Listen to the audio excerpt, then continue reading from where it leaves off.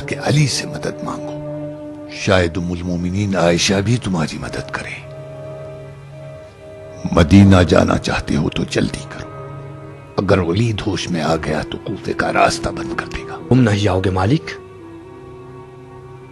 ولید اور ولیدیوں سے نپٹنے کے لیے میں یہیں رہوں گا۔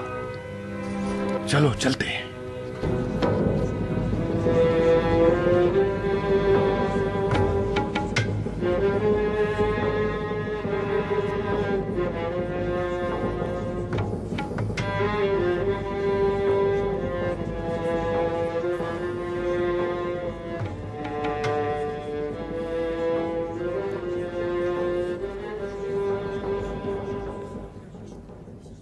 استغفر الله ربي واتوب اليه، استغفر الله ربي واتوب اليه۔